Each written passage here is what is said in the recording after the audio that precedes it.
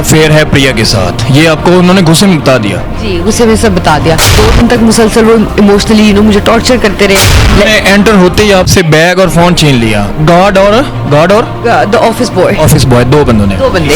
Aftab is the person जो अली के best friend भी हैं। इस तरह के केसेस होते रहते हैं, लेकिन इस नौयत का केस हमने पहली दफा देखा। इस नेचर की गालियां और धमकियां साथ में। अली कम्स फॉरवर्ड और उनके हाथ में एक बेसबॉल बैट है जिससे वो मुझे अटैक करते हैं। इस पे कौन कौन से सेक्शन लगने चाहिए थे और कौन से लगे हैं? इसमें 509, 324, 376 एंड 337 F3 F4 भी लगना चाहिए था, क्योंकि उसकी जो इंजरी थी वो एक सीरियस नौयत की थी जी। और वो नहीं लगे? उनको पता नहीं था कि इन्होंने पीछे किसी को बताया हुआ है, वरना वो आपको मार देते। अब मैंने अपनी टांग आगे की है जिससे वो चाकू मुझे यहाँ लगने की बजाय मेरी टांग पे लगा कि मेरी वो इतनी दरखराश चीजें होंगी कि वो 2nd फ्लोर तक नीचे गई हैं बंद दरवाजों से। प्रिया ने बोला आफ्ताब और अली से कि इसको मौत से भी ज्यादा गंदी सजा दो कि ये मुंह दिखाने के काबिल ना है। हम आपको इस सूरत पे जान देंगे, आप हल्फ उठाएं कि आप बाहर जाके कोई कार्रवाई नहीं करेंगे। FIR हो चुकी है? FIR हो चुकी है, लेकिन बहुत स्ट्रगल के बाद बेटा क्या कि उन्होंने मुझे बोला कि जी आप जाए, आप मेडिकल के लिए एप्लीकेशन मैंने आपकी ले ली है, आपको थोड़ी देर में आपके फ़ोन नंबर पे एक FIR नंबर, एक एप्लीकेशन नंबर रिसीव हो जाएगा। पुलिस ने चूंकि इसमें मिली भगत के साथ साजबाज होके इसमें बेलेबल ऑफेंसेस लगवाए। अब मीडिया का, हमारा और आप लोगों का क्या फ़र्ज़ बनता है? आप लोगों का फ़र्ज़ ये बनता है कि इस वीडियो को इतना वहाँ तक पहुँचा दें जहाँ तक हायर अथॉरिटीज़ इस केस को। अस्सलाम वालेकुम नाज़रीन, मेरा नाम फैसल है और आप देख रहे हैं इनसाइड पाकिस्तान।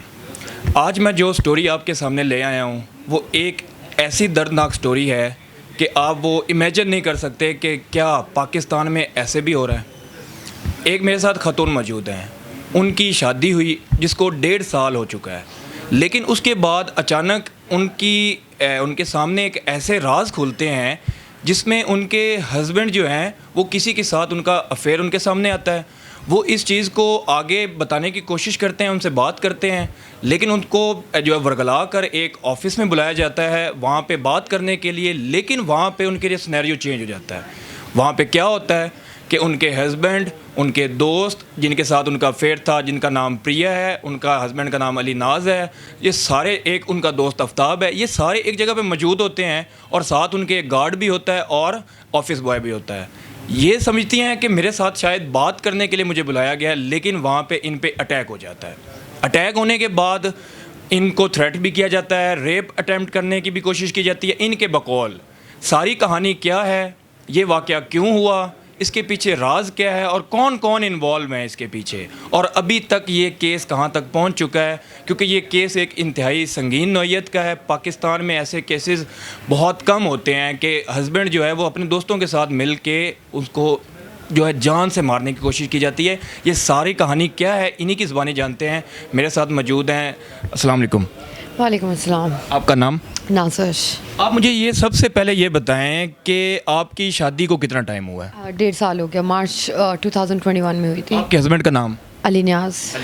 अच्छा, ये जो सारा वाक़या हुआ है इसका पसे मंज़र क्या है, ये शुरू कहाँ से हुआ और कौन कौन इन्वॉल्व है इसमें और किसने क्या क्या किया, ये सारी कहानी हमें सुनाएं। जी, तो प्रिया और Aftab they are a couple, they are dating. इन्हीं के थ्रू मैं अपने हस्बैंड से मेरी मुलाकात हुई थी और इन्हीं के थ्रू हमारी शादी भी हुई थी। उसके बाद अभी 1.5 साल का टाइम गुजर चुका है। Things were going up and down, but 19 अगस्त जिस दिन का ये इंसिडेंट है उससे 2 दिन पहले Ali, my husband, he himself confesses, वो प्रिया से शायद किसी बात पे लड़ के आए थे, गुस्से में थे, तो गुस्से में उन्होंने ना मुझे पूरी बात बता दी कि मेरा अफेयर है प्रिया के साथ। ये आपको उन्होंने गुस्से में बता दिया? जी, गुस्से में सब बता दिया, जिस पे ऑब्वियसली कोई बीवी बर्दाश्त तो नहीं करेगी शेयरिंग।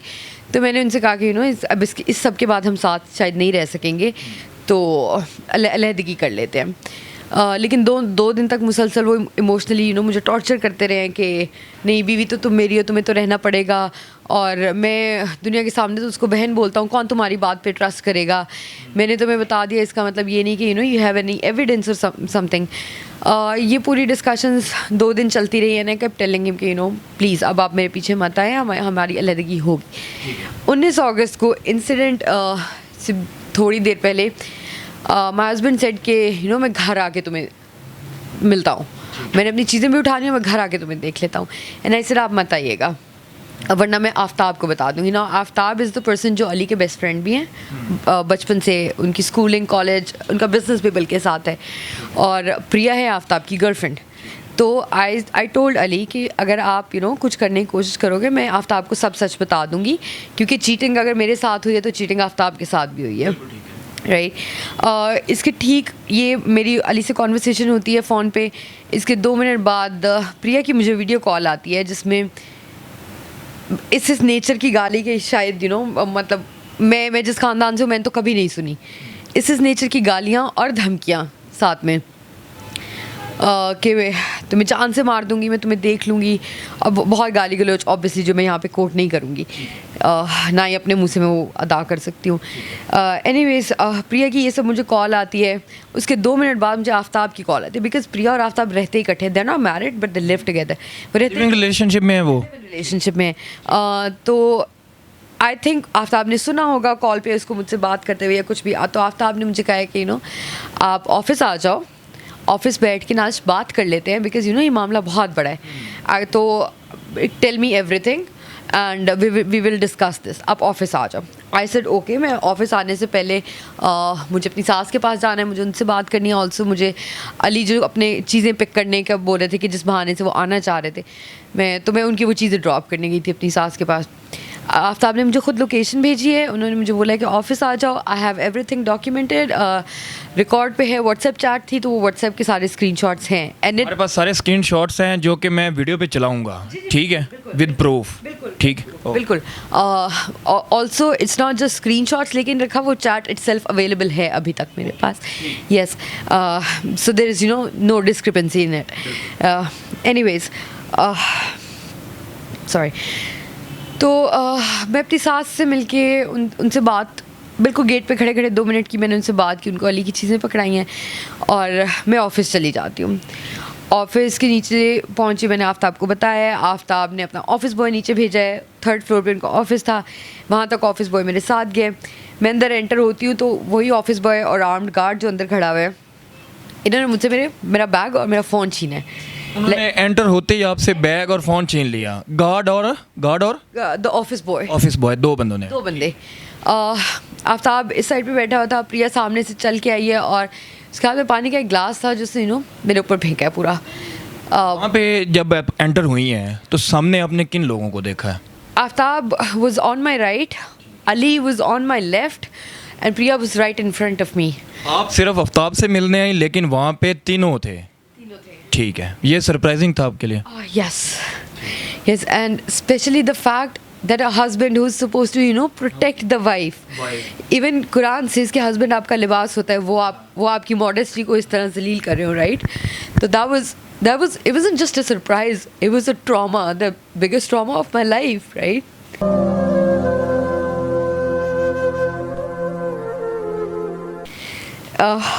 Anyways, yeah, खैर प्रिया मेरे ऊपर पानी फेंकती है, मेरे कपड़े गीले होके चिपक गए मेरी बॉडी से, तो दे स्टार्टेड लाफिंग, मेरी मॉडेस्टी का मजाक उड़ाया उन्होंने इस तरीके से।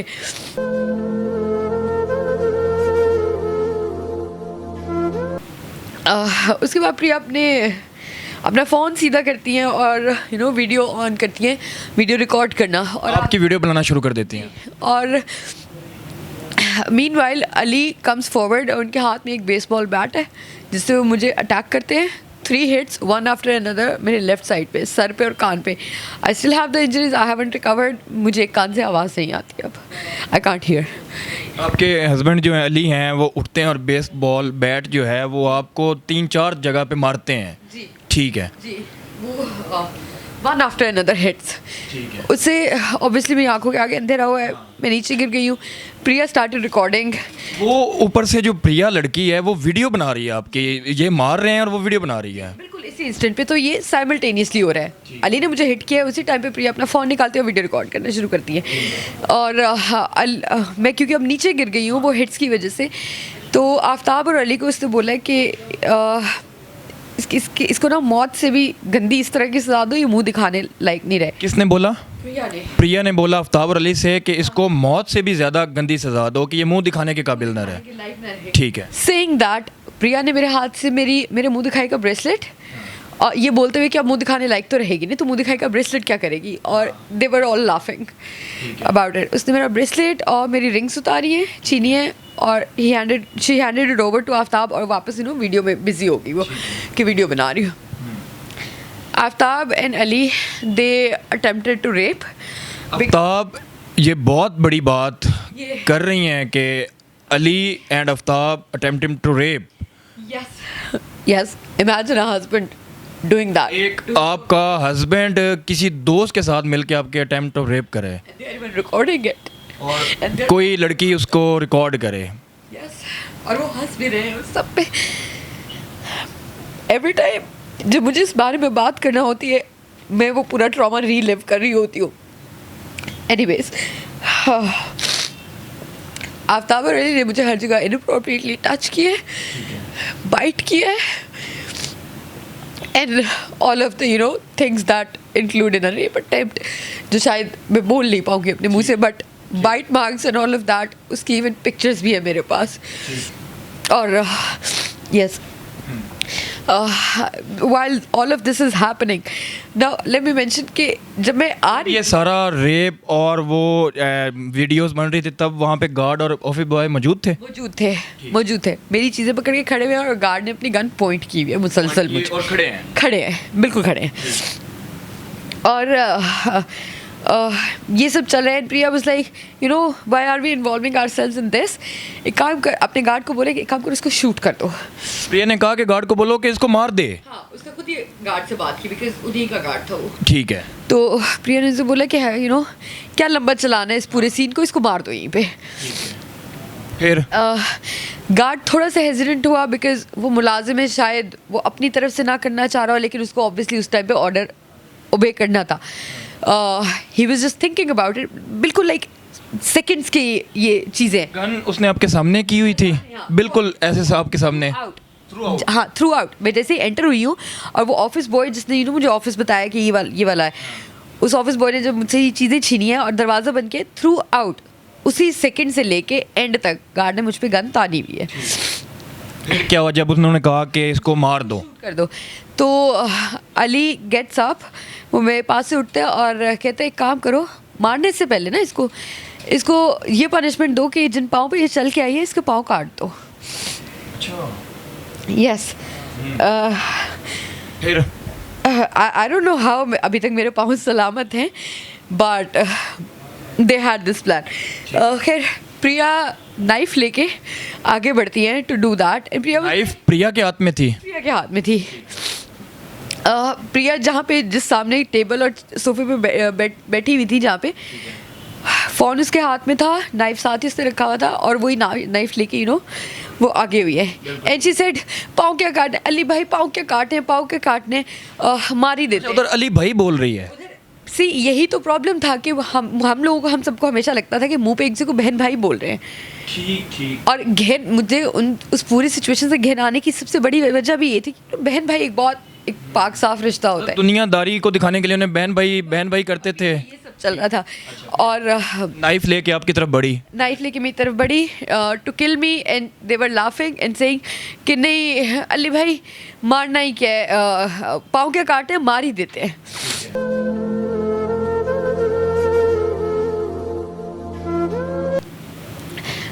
तो हारने के लिए मुझे आगे बढ़ी है। अब सिंस मैं गिरी हुई थी while they were attempting to attack my modesty, मैं गिरी हुई थी, तो इन रेजिस्टेंस और इन डिफेंस में मैंने अपनी टांग आगे की है, जिससे वो चाकू मुझे यहाँ लगने की बजाय मेरी टांग पे लगा है। मेरी टांग पे लगा है, एंड ऑब्वियसली मेरी चीखें निकली है, इट स्टार्टेड ब्लीडिंग। और अच्छा, अब इस पॉइंट पे ना मैं मेंशन करना चाहूँगी, जब मैं आ रही थी, आफ्ताब से जब मेरी बात हुई और उसने बोला कि बैठ के बात कर लेते हैं, तो हम सबके एक जानने वाले हैं फैसल भाई, ठीक है, उन्हें भी जानते हैं और मेरे साथ वो काम। कहाँ से ट्विस्ट आ गया, क्योंकि उनको पता नहीं था कि इन्होंने पीछे किसी को बताया हुआ है, वरना वो आपको मार देते। आपको ये लग रहा है? Exactly they had no idea. मैंने फैसल भाई को बोला था कि फैसल भाई, क्योंकि बैठ के अब ये बातचीत होने लगी, मामला है, बड़ा है, तो कोई आ जाए ना, हाँ आप भी आ जाए, ताकि एक बैठ के प्रॉपर बातचीत हो सके और किसी की मौजूदगी में हो सके, ताकि बाद में ये लोग मुकरे नहीं, राइट। तो क्योंकि आई थिंक तरीका भी यही होता है पंचायत वगैरह का, या फिर आपस में बैठ के चीज़ें सॉर्ट आउट करने का, कि एक न्यूट्रल बंदा। तो मैंने फैसल भाई को इन्फॉर्म किया हुआ था, एंड फैसल भाई रहते हैं वेलेंशिया में, तो वो वहाँ से निकले थे। अब उनके आने तक मेरे साथ ये सब कुछ हो चुका है। I didn't know, they didn't know कि फैसल भाई ऑलरेडी बाहर ढूंढ रहे हैं जगह। उन्हें ऑफिस की बिल्डिंग तो पता थी, एग्जैक्ट ऑफिस नहीं पता था, राइट। तो वो सेकंड फ्लोर पे थे जब इन्होंने मुझे स्टैब किया है, और वो मेरी टांग पे लगा है। मेरी चीखों की आवाज़ से इमेजिन कि मेरी वो इतनी दिलखराश चीखें होंगी कि वो सेकंड फ्लोर तक नीचे गई हैं, बंद दरवाज़ों से, एक फ्लोर नीचे तक। I was on the third floor. Faisal भाई वहाँ से भागते हुए आए हैं, बिकॉज ही फिगर्ड कि अच्छा यहाँ पे हो रहा है जो भी। उन्होंने दरवाज़ा पीटना शुरू किया। उस पॉइंट पे दे पैनिक्ड कि अच्छा जी, ठीक, मतलब वो आवाज़ें आपकी जो चीखें हैं वो सुनते हैं, और सुन के फिर ऊपर आते हैं और दरवाज़ा नॉक करते हैं, जिसमें ये पैनिक कर जाते हैं कि कोई बाहर से आ गया। हाँ, कोई बाहर से आ गया है। एंड दे वर लाइक कौन है और वो चीज़ें छुपाना शुरू करते हैं। लेकिन ऑब्वियसली वहाँ पे ब्लड था, बहुत ज़्यादा ब्लड था।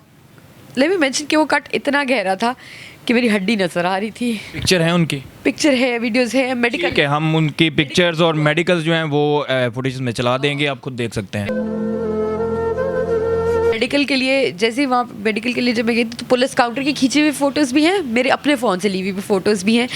अच्छा जी, वो एंटर होते हैं, वो तोड़ते हैं दरवाज़ा, उसके बाद आगे क्या हुआ? तोड़ा नहीं उन्होंने, ही केप्ट नॉकिंग, बहुत frantically he kept knocking the door. तो इन लोगों को ऑब्वियसली उस पॉइंट पे दरवाज़ा खोलना पड़ा। दरवाज़ा उन्होंने खोला दरवाज़ा? हाँ, दरवाज़ा उन्होंने खुद खोला, चीज़ें छुपाने की कोशिश कर रहे थे। और फैसल भाई दरवाज़ा बजाए जा रहे हैं, तो उन्होंने दरवाज़ा खुद खोला है। फैसल भाई अंदर आए, उन्होंने देखा, ये सब क्या हो रहा है। खैर दे ट्राइड कि नहीं फैसल भाई वो गलती से हो गया ये वो, तो उन सबको बिठाया है। फिर खैर बातचीत हुई है। फैसल भाई ने मिनते तरले भी उनके किए, जाने दो उसको यहाँ से, अभी तुम लोगों ने कत्ल कर देना था, और फिर मामला बहुत बढ़ जाने थे, सबकी ज़िंदगियाँ ख़राब होनी है, तो छोड़ दो उसे, जाने दो। इस तरह की उनको समझाया। क्योंकि और ना मैं फैसल भाई को कह रही थी कि फैसल भाई पुलिस को कॉल करें। फैसल भाई ने मुझे आहिस्ता से बोला कि बेटा ये सिचुएशन सिर्फ निकलने की है, मर्डर से आपने खुद को बचाना है, फ़िलहाल यहाँ से निकलो, और फिर मैं आपसे आपका डिसीजन सुन लेता हूँ कि if you want to proceed with it.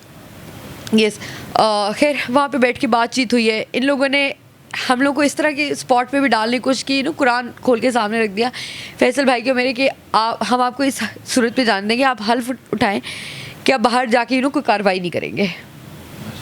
अच्छा, एक जान लेने वाला इंसान जो है वो हल्फ ले रहा है कि मेरे से कार्रवाई ना की जाए। मतलब देख सकते हैं कि अब पाकिस्तान में ये क्या चल रहा है कि एक मर्डर रेप अटैम्प्ट करने वाले बंदे को भी कुरान याद है उस टाइम। मतलब मारने टाइम उनको कुरान याद नहीं है, जब बचने के लिए उनको कुरान याद आ गया। ठीक है, फिर आपको यहाँ से अंदाज़ा होगा कि मुनाफिकत की इंतहा क्या है। एक साइड पे बहन भाई बोला जा रहा है सोसाइटी के सामने, and then they are hooking up, they are sleeping together. और फिर एक साइड पे मर्डर हो रहा है, रेप अटेम्प्ट हो रहा है, और फिर हमारे सामने कुरान रख दिया जा रहा है, हल्फ लिया जा रहा है कि आप लोग बताएंगे नहीं, बताएंगे नहीं। ठीक है, फिर क्या हुआ? खैर वहाँ से जैसे तैसे करके उनसे कॉन्वर्सेशन पूरी करके फैसल भाई ने मेरी उनसे चीज़ें भी वापस ली हैं, मेरा फ़ोन और बैग, मेरी चीज़ें वापस ली हैं। हम लोग वहाँ से निकले हैं। आई थिंक इट्स अल्लाह ताला who is supporting me at this point, because जब हम निकल रहे थे ऑफिस से एंड आई कुडंट वॉक, मेरी टांग इस तरह से ज़ख्मी थी कि मैं लड़खड़ा के ऑब्वियसली मतलब एक टांग ऊपर करके, और कट गहरा लग गया हुआ, बहुत ज़्यादा गहरा। तो एक बंदा गुजर रहा था वहाँ से, जिसका बाद में हमारा विटनेस भी है, वो बंदा गुजर रहा था, उसी ने फैसल भाई के साथ हेल्प करके मुझे गाड़ी में बिठाया। और वहाँ से हम निकले। फिर हम लोगों के एक और दोस्त हैं, उनको बताया कि ये सब हुआ है। और मैं बज़िद थी कि पुलिस के पास जाना है, मुझे पुलिस के पास जाना है, बिकॉज इतना आपका राइट है। एक आप ऐसे मुल्क में रह रही हैं जहाँ पे कानून है, कानून के पास सबसे पहले जाते हैं। जब किसी के साथ ज्यादती होती है तो सबसे पहले कानून का दरवाज़ा खटकाया जाता जी बिल्कुल, एंड आई होप कि कानून जस्टिस दे देगा फाइनली मुझे है। इंशाल्लाह इंशाल्लाह। इंशाल्लाह। अभी तक जो चीज़ें चल रही हैं वो भी let me explain it to you.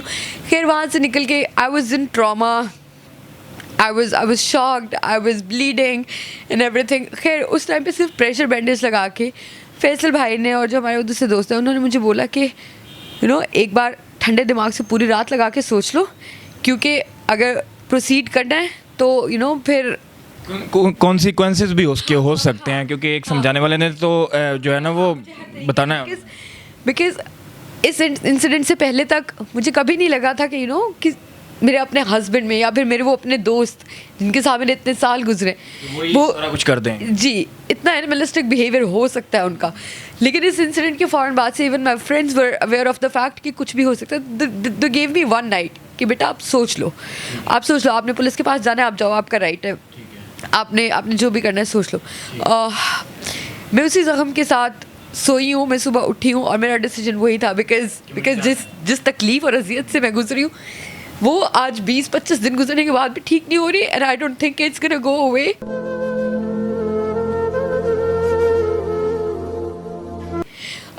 Scars मेरी टांग पे, मेरे जिस्म पे तो हैं ही, मेरे जहन पे जो रह गए वो शायद जो टॉर्चर दिया गया वो पूरी ज़िंदगी के लिए रहेंगे। सो अगली सुबह भी मेरा डिसीजन सेम था। So I went to the police. दोपहर में उठी, नाश्ता। पुलिस ने क्या रिस्पांस दिया जब आप पुलिस के पास? पुलिस के पास मैं गई हूँ, थाना सी, जो मेरे एरिया का कंसर्न स्टेशन भी है। एसएचओ साहब ने देखा पूरा, मैंने उनको वर्बली थोड़ा सा बताया, उन्होंने बोला कि ओके बेटा आप जाओ थाना भी, वहाँ पे है anti women harassment and violence cell, आप वहाँ पे जाओ, आप वहाँ से अपनी एप्लीकेशन इनिशिएट कराओ। आई राइट अवे वेंट देयर अपने खुले ज़ख्मों के साथ। सिस्टम से उम्मीदें तो हैं मुझे, but at the same time काफ़ी मतलब हाँ प्रोसीजर है, तो प्रोसीजर में कहीं ना कहीं आपको जो है ना मेंटली भी जिल्लत उठानी पड़ेगी। ओके, जस्टिस के लिए I'll go to all the lengths I can। अच्छा मुझे ये बताएं कि आपने ये सारा करने के बाद अब आपने केस पुट कर दिया है, एफआईआर हो चुकी है? एफआईआर हो चुकी है, लेकिन बहुत स्ट्रगल के बाद, बहुत स्ट्रगल और एक और अटैक के बाद। और अटैक मतलब एक और अटैक होता है आपके पास, वो क्या होता है? I'll come to that। तो थाना बी में जब मैं वुमेन हरासमेंट सेल में मैंने एप्लीकेशन दी, उन्होंने उसी टाइम उस पर डायरी नंबर भी लगाया है। Diary number is that reference number जिससे पूरी इन्फॉर्मेशन, उसकी डिटेल्स पुल हो सकती है at any time. The women harassment cell told me कि आप ये एप्लीकेशन हमने डायरी नंबर लगा दिया है, इनिशिएट हो गई है, आप वापस थाना सी जाएँ, एसएचओ साहब को दें और वो वहाँ से वो कार्रवाई शुरू कर देंगे। ऐसे डोके मैं थाना सी गई हूँ। एसएचओ साहब ने एक बार फिर से मेरी इंजरीज़ का पूरा जायज़ा लिया है, एप्लीकेशन रखी अपने पास, तो बोला कि बेटे आप जाओ एमएलसी कराने, मेडिकल कराने। Apparently everyone was being very kind and sweet, और मुझे लग रहा था कि system is with me, but I think later on it turned out to be different, completely opposite। खैर बेटा क्या कि उन्होंने मुझे बोला कि जी आप जाए, आप मेडिकल के लिए, एप्लीकेशन मैंने आपकी ले ली है, आपको थोड़ी देर में आपके फ़ोन नंबर पे एक एफआईआर नंबर, एक एप्लीकेशन नंबर रिसीव हो जाएगा, ठीक है, और आपकी एफआईआर लॉन्च हो जाएगी। अपने पास से उन्होंने पुलिस वाला भी एक मेडिकल के लिए साथ भेजा है, बरकी से मेरा मेडिकल इनिशिएट हुआ है। सर्विसेज हॉस्पिटल ने ट्रीटमेंट किया भी है और ट्रीटमेंट नोट्स भी दिए हैं, पूरा एमएलसी कंपाइल हुआ है। It took about a week कि पूरा मेडिकल इनिशिएट होने के बाद कंपाइल, बीच में एक्सरेज वगैरह और सब कुछ, ये सारी चीज़ें होके और हीलिंग प्रोसीजर भी वो पूरा 1 वीक के टाइम में एमएलसी कंपाइल हुआ है। एमएलसी कंपाइल होने के बाद अभी एक ही दिन गुजरा था, and I hadn't gotten back to the police station yet, कि मैं अपने ऑफिस से वापस आ रही होती हूँ रात को। आई लिव इन फेज 8, तो सचपाल रोड है, तो उस रोड पे दे वर प्रॉब्ली फॉलोइंग मी। वो आपको जो है वो स्टॉक कर रहे थे, आपका पीछा कर रहे थे? I guess because that's why they could stop me at a certain point. उस रोड पे उन्होंने मुझे रोका है। कौन कौन थे? Ali, my husband, sadly again Priya और आफ्ताब, ये तीनों, और इनके साथ इनके 2 आर्म्ड गार्ड्स। ठीक है, 2 गार्ड और 3 ये 5 लोगों ने आपको रोक लिया? जी, इन लोगों ने रोका, मेरी गाड़ी रोकी है, मुझे गाड़ी से बाहर निकाला है, और अगेन हंसते हुए और बहुत यू नो। तब भी हंस रहे हैं, मतलब मलामत नहीं है उनको कि ये पे कोई दुख नहीं नजर आया आपको उनके चेहरे पे? उन्होंने जो मुझे लफ्ज़ बोले कि शायद 19 वाला वाक़या तुम भूल गई हो, उस दिन तुम बच गई थी, आज भी हम तुम्हें सिर्फ इस इस मैसेज के साथ छोड़ के जा रहे हैं कि टेक योर एप्लीकेशन बैक, वरना नेक्स्ट टाइम हम तुम्हें जिंदा छोड़ के। फिर मारने की धमकी दी है, पहले अटेम्प्ट टू मर्डर किया है, लेकिन दूसरी दफ़ा सिर्फ धमकी दी है, कोई और अटैक नहीं किया आप पे उधर खड़े होते हुए? पॉइंट की हुई थी, मेरी कमर पे लगाई हुई थी आफ्ताब ने गन। अली ने भी। रोड के ऊपर? टाइम क्या था? 10 बज के कोई 4, रात का टाइम था। 10 बज के 4 मिनट का टाइम था, और वो ये पूरी चीज़ करके और मुझे हर तरीके से धमका कि नेक्स्ट टाइम हम तुम्हें ज़िंदा छोड़ के नहीं जाएंगे। उस दिन तुम्हारी किस्मत थी, तुम बच गई, वरना उस दिन तुम्हारा काम ख़त्म करते ये सब ना हो रहा होता। आज हम तुम्हें ये समझाने आए हैं कि अगर तुम बच गई हो ना, तो अब नेक्स्ट टाइम नहीं बचोगी, अपनी एप्लीकेशन वापस लो। अभी आपको खतरा है कि आपकी जान को भी कुछ भी वो कर सकते हैं? बिल्कुल कर सकते हैं। जो अच्छा, अभी मुझे एट द एंड ये बताएं कि आपने वो सारा FIR होगी, आपने लीगली प्रोसीड किया होगा, आपने कोई एडवोकेट हायर किया होगा? बिल्कुल जी। ठीक है, तो वो तो सारी बातें हम एडवोकेट से जान लेते हैं कि आगे लीगल प्रोसीडिंग कहाँ तक पहुँच चुकी हैं। मुझे एट द एंड ये सिर्फ बता दें कि आपकी जान को खतरा है? मेरी जान को बिल्कुल ख़तरा है, because even after these 2 incidents और FIR होने के बाद भी मुझे, मेरी फैमिली को, मेरे आपकी फैमिली में मेल्स हैं, भाई हैं आप? भाई है, both my brothers are getting married in about 10 days, तो वो हमारे होम टाउन गए हुए हैं टू अच्छा, मुझे ये बता दें कि जो हमारा गवर्नमेंट है, हमारी पुलिस है, हमारे जो कानून नाफिज करने वाले इदारे हैं, उनको आप क्या मैसेज देना चाहती हैं, और आप क्या चाहती हैं कि आपका जितना भी केस है ये दुनिया भी सुनेगी, और इंशाल्लाह सुनेगी, दुनिया भी सुनेगी, सारी जो हायर अथॉरिटीज़ हैं उन तक भी बात जाएगी। आप उनको क्या मैसेज देना चाहती हैं, और आप क्या चाहती हैं कि जो आपका केस है इसमें क्या हो? जी बिल्कुल। तो because I am still getting threats, my family is getting threats, and because ये लोग इन्फ्लुएंशियल लोग हैं, हर तरीके से अप्रोच कर रहे हैं। First thing first, from the authorities and the system, I would like to be protected. जिस काम के लिए ये सिस्टम है, आई नीड माई प्रोटेक्शन। आपको प्रोटेक्शन चाहिए, राइट?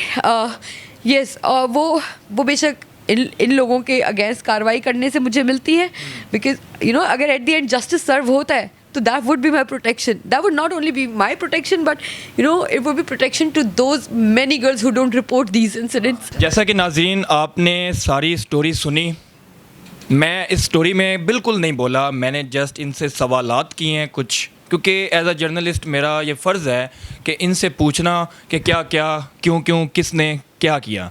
ठीक है, स्टोरी आपने सुन ली है, सारे वो जो स्टोरी में बता रही हैं कि मेरे पास सारे सबूत भी हैं, मेरे पास ये वो कटिंग के पिक्चर्स भी हैं, मेरा मेडिकल भी है, मेरी FIR भी लॉन्च हो चुकी है, मैंने एडवोकेट भी हायर कर लिया है, केस जो है वो अदालत तक पहुंच भी चुका है। ठीक है, अब बात क्या आ जाती है? बात आ जाती है कि उनको ये लगता है कि उनकी ज़िंदगी में उनको थ्रेट है, उनको मारने की कोशिश की जा रही है, हायर अथॉरिटी से उन्हें अपील भी कर दी है। अब मीडिया का, हमारा और आप लोगों का क्या फ़र्ज़ बनता है? आप लोगों का फ़र्ज़ ये बनता है कि इस वीडियो को इतना वहाँ तक पहुँचा दें जहाँ तक हायर अथॉरिटीज़ इस केस को जो है वो बहुत जो है खुसूसी तवज्जो दे। ठीक है, क्योंकि उनका ये कहना था कि कुछ ऐसी लड़कियाँ भी होती हैं कि जो डर से निकलती ही नहीं है कि हमारे साथ पता नहीं क्या हो जाएगा, हमारा पता नहीं बात सुनी भी नहीं जाएगी। तो ये एक लड़की की वजह से हो सकता है कितनी लड़कियों की जान बच जाए, हो सकता है इस लड़की के साथ इंसाफ हो जाए। इस लड़की का आगे केस क्या है, होना क्या है आगे, वो तो जस्टिस देखेगा, वो उनका काम है। हमारा क्या काम है? हमारा काम है आवाज़ उठा देना। हमने आवाज़ उठानी है, आप लोगों ने वहाँ तक पहुँचाना है। हो सकता है इस लड़की के साथ इंसाफ हो जाए और 100 लड़कियाँ और निकल आएँ जो कि अभी डरी हुई हैं, जो कि जिनको ख़तरा है कि शायद हम बोलेंगे तो हम मारी जाएंगी। तो जब इनको इंसाफ मिलेगा तो वो भी इंसाफ की राह पे चल सकती हैं। कोई इंसान अब कानून को अपने हाथ में नहीं लेगा, वो कानून के पास जाएगा। और अगर यहाँ पे जस्टिस सिस्टम प्रिवेल नहीं होता तो लोग अपने जो है कानून अपने हाथ में ले लेंगे। तो इस चीज़ को बचाने के लिए आप लोगों का काम है, आप लोगों का फ़र्ज़ है, हमने अपना फ़र्ज़ अदा कर दिया कि हमने ये स्टोरी सुनी, आप लोगों तक पहुँचा दी, हायर अथॉरिटीज़ तक पहुँचाना आप लोगों का काम है, ये आवाज़ उठाना है। अब आगे मैं जो फर्दर जो है लीगल प्रोसीडिंग्स कहाँ तक इस केस की पहुँच चुकी हैं, ये केस जो है वो अब किस स्टेज तक पहुँच चुका है, ये इनके एडवोकेट से जानने की कोशिश करूँगा। अब चलते हैं इनके एडवोकेट्स की तरफ। पुलिस ने चूँकि इसमें मिली भगत के साथ साजबाज होके इसमें बेलेबल ऑफेंसेस लगवाए। इस पे कौन कौन से सेक्शन लगने चाहिए थे और कौन से लगे? इसमें 509, 324, 376 एंड 337 F3 F4 भी लगना चाहिए था, क्योंकि उसकी जो इंजरी थी वो एक सीरियस नौयत की थी जी। और वो नहीं लगे। इस तरह के केसेस होते रहते हैं, लेकिन इस नौयत का केस हमने पहली दफ़ा देखा। जितने वकला हजरात हैं जो कि हमारी आवाम है, वो इसके नाजिश के साथ चले, नाजिश की आवाज़ बने जस्टिस के लिए। जी नाज़रीन, तो भी हमने सारी स्टोरी जो है वो नाजिश के ज़बानी से सुन ली है, सारे सबूत भी आपको फुटेज में आपने देख लिए होंगे। अब इस पे जो है वो लीगल प्रोसीडिंग्स कहाँ तक पहुँची हैं, ये केस शुरू कहाँ से हुआ, अब ये कहाँ तक पहुँच चुका है, और आगे फर्दर इस पे इनके एडवोकेट से हम बात करेंगे कि ये क्या देख रहे हैं कि इनका जो जस्टिस सिस्टम है वो इनको इंसाफ मिल सकेगा या नहीं मिल सकेगा, और ये जो जितना बड़ा केस हुआ है इस पे कौन कौन से सेक्शंस लगे हैं और इसकी क्या क्या सज़ा हो सकती है। जी अस्सलाम वालेकुम। वालेकुम सलाम जी। सर आपका नाम? उस्मान चौधरी एडवोकेट। ठीक है उस्मान साहब, मुझे ये बताएं कि ये जो केस है सारी स्टोरी हमने सुन ली है, ठीक है, अब मैं सिर्फ बात करूंगा लीगल पॉइंट्स पे कि ये केस जो है एफआईआर दर्ज होने के बाद अब कहाँ तक पहुँच चुका है और इसका कहाँ कहाँ से स्टेजेस से गुजर चुका है। सबसे पहले तो इसमें ये है कि पुलिस ने चूँकि इसमें मिली भगत के साथ साजबाज होके इसमें बेलेबल ऑफेंसेस लगवाए जो कि काबिल ज़मानत हैं, लिहाजा सबसे पहले हमने इसमें मुख्तलिफ़ फॉरम्स पे जुर्म इजाद करने की भी एप्लीकेशंस दी हैं, क्योंकि इसमें जान से मारने की उसको धमकियाँ दी गई, उसको कत्ल करने की कोशिश की गई, अटैम्प्ट टू रेप की कोशिश की गई, अटैम्प्ट टू मर्डर की कोशिश की गई। तो मुख्तलिफ़ फॉरम से हमने ये एप्लीकेशंस भी दी हैं। और आज चूँकि हमारी SSP इन्वेस्टिगेशन लाहौर के पास भी सुनवाई हुई थी, जिसमें कि हमारी क्लाइंट पेश हुई है, वहाँ पर उसने जाके अपना मौक़िफ़ बयान किया। ठीक है, अच्छा मुझे ये बताएं कि इस पे कौन कौन से सेक्शन लगने चाहिए थे और कौन से लगे हैं। इसमें 509, 324, 376 एंड 337 F3 F4 भी लगना चाहिए था, क्योंकि उसकी जो इंजरी थी वो एक सीरियस नौयत की थी जी। और वो नहीं लगे। ठीक है, अच्छा मुझे ये बताएं कि ये अब जो है वो कोर्ट तक बात चली गई है जी। डेट्स हायरिंग हुई हैं इन्होंने, क्योंकि मुलज़िमान ने प्री रेस्ट बेल ऑलरेडी करवा ली है अपनी, जो कि जिसकी नेक्स्ट हियरिंग है 19 सितंबर को, जिसमें इंशाल्लाह ताला हम पेश होके इसको खारिज करवाने की हद दर्जा कोशिश करेंगे। ठीक है, अच्छा आपको क्या लगता है कि आपने ऐसा कोई नौयत का केस पहले देखा है जिसमें एक हस्बैंड ने अपने दोस्तों के साथ मिलके मतलब वाइफ के साथ रेप के अटैम्प्ट भी किया और साथ मर्डर का भी? बड़ी अलमनाक सिचुएशन है, जुल्म और बर्बरियत की, सफाकियत की इंतहा है। इस तरह के केसेस होते रहते हैं, लेकिन इस नौयत का केस हमने पहली दफ़ा देखा जी।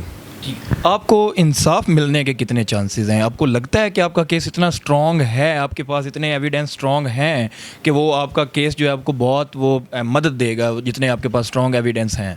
क्योंकि इसमें मुलज़िमान बाअसर हैं जो कि मुख्तलिफ़ ज़राए से हम लोगों को, वकला जो हमारी टीम है KMC लॉ चैम्बर की, हमारी टीम को और मुख्तलिफ़ ज़राए से हमें कहलवा के अप्रोच कर रहे हैं, केस से पीछे हटवाने की कोशिश कर रहे हैं जी। ठीक है, लेकिन इंशाल्लाह ताला पूरी उम्मीद है हम कि लेकिन जो लॉ का मोटो है, जो कानून का मोटो है, वो चाहे दुनिया का कितना ही ताकतवर क्यों ना हो, वो आपको पीछे नहीं हटा सकता। क्या आप मतलब कि आपको लगता है कि इस तरह के जो मतलब कि अप्रोचेस करवाना या थ्रेट दिलवाना ये वकीलों के लिए भी ख़तरनाक साबित है? देखें, एक वकील का काम है अपने केस को परसू करना, चूँकि जिसकी भी हमें कॉल आई है, अप्रोच किया है, उसको हमने यही जवाब दिया कि हम एज अ प्रोफेशनल लेके इसको चल रहे हैं, क्योंकि वो हमारी क्लाइंट है, हमारा काम है उसको हद दर्जा कोशिश तक इंसाफ दिलवाना। हम नहीं होंगे तो कोई और होगा। बिल्कुल ठीक है, अच्छा अब मुझे ये बताएं कि ये आगे जो नेक्स्ट हियरिंग है उसके लिए आपकी पूरी तैयारी मुकम्मल हो चुकी है? हाँ जी अल्हम्दुलिल्लाह, क्योंकि मुख्तलिफ़ फॉरम से हमने DIG इन्वेस्टिगेशन को, SSP इन्वेस्टिगेशन को, SP इन्वेस्टिगेशन कैंट को एप्लीकेशंस फॉरवर्ड कर दी हैं कि इसमें जुर्म इजाद किए जाएँ। तो इंशाल्लाह ताला उम्मीद है कि इस पे बेहतरी आएगी इंशाल्लाह ताला। ये सोसाइटी को और जितने यंगस्टर्स हैं, जितने वकला हजरात हैं जो कि हमारी आवाम है, वो इसके नाजिश के साथ चले, नाजिश की आवाज़ बने जस्टिस के लिए। जी, जैसे कि नाज़रीन आपने देखा कि हमने नाजिश का भी सारी कहानी सुनी, उसके बाद जो लीगल प्रोसीडिंग्स, लीगल जो रूल्स थे, क्या क्या सेक्शन लगने थे, क्या कौन से लग गए हैं, कहाँ पे पुलिस क्या कर रही है, जस्टिस सिस्टम क्या कर रहा है, सारी बातें आपसे हमने शेयर कर दी हैं। अब आपका फ़र्ज़ है कि जैसे कि एडवोकेट साहब ने भी कहा, जैसे कि नाजिश ने भी कहा कि मेरी आवाज़ आप लोग बने, और आप लोगों का फ़र्ज़ ये है कि इसको जितना से जितना ज़्यादा शेयर करें, हाई अथॉरिटीज़ तक पहुंचाएं, क्योंकि अगर एक लड़की की ज़िंदगी बच गई तो हो सकता है कितने 100 लड़कियों की जान बच जाए। और यहाँ पे पता नहीं कितने दरिंदा सिफ्त इंसान और भी मौजूद हों जो कि इस तरह की ज़्यादतियाँ वगैरह करते हैं, और लोग जो हैं वो लड़कियाँ जो डर के मारे अपनी इज़्ज़त बचाने की खातिर वो आगे ही नहीं आती। तो ये केस जो है वो तो अब हमारा काम नहीं है कि कौन गलत है कौन सही है, ये काम है जस्टिस का, ये काम है कोर्ट्स का। उन्होंने करना है फैसला कि कौन सही है कौन गलत है एविडेंस देख के। हमारा काम क्या है? हमारा काम है आवाज़ बनना और लोगों तक आवाज़ पहुंचाना। अब लोगों का फ़र्ज़ है कि वो इसको ज़्यादा से ज़्यादा आवाज़ पहुंचाएं ताकि इस केस के प्रोसीडिंग एक जो है वो न्यूट्रल वे में आगे बढ़ें और जो भी इसमें कसूरवार हैं उनको सज़ा पहुंची जाए। मुझे दे इजाज़त, मिलते हैं किसी और स्टोरी में। खुदा हाफिज़।